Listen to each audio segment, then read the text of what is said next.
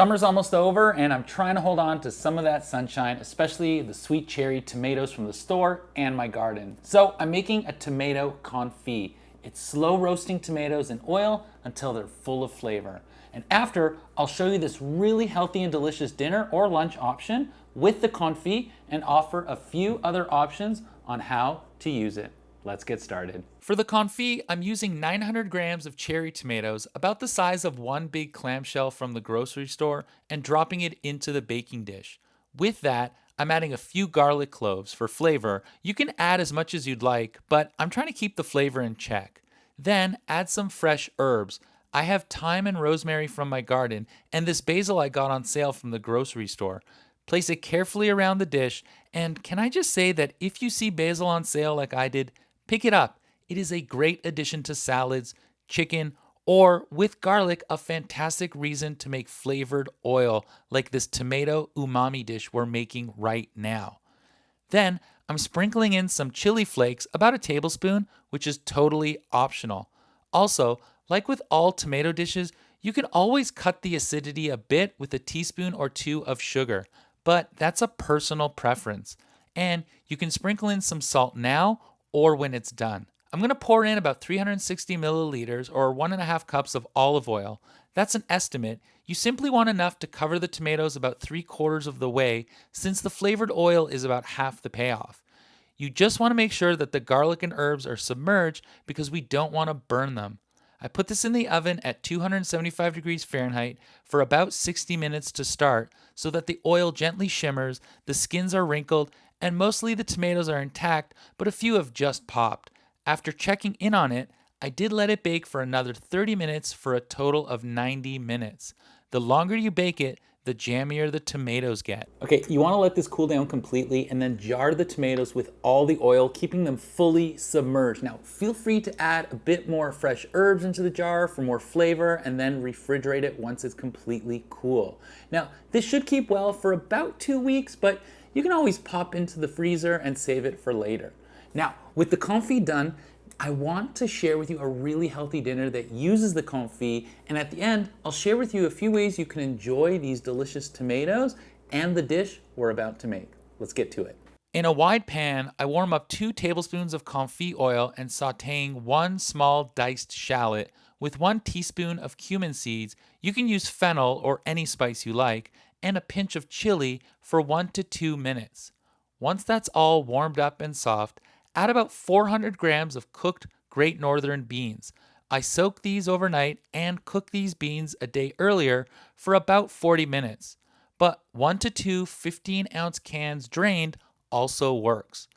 Next, we're going to add 120 milliliters or a half a cup of veggie stock or water and simmer for 2 to 3 minutes to allow the starch to be pulled out so the sauce turns a little glossy and thickens up. Fold in 120 grams of chopped chard leaves, leaving the stems for another dish.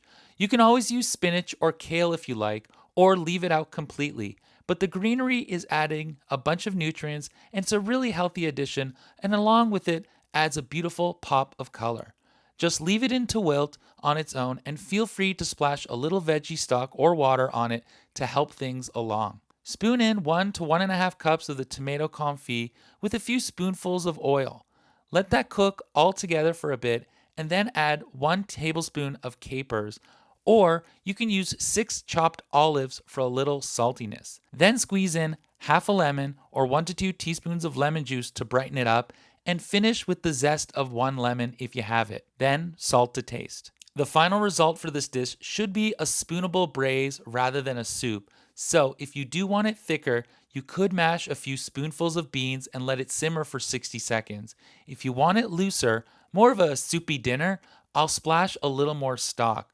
Now that that's finished, I will make the pangrattato, which is an Italian crispy topping, more like a poor man's Parmesan, but instead of cheese, we're using bread, or in this case, panko. Start by adding 1 to 2 tablespoons confit oil with 1 cup of the panko.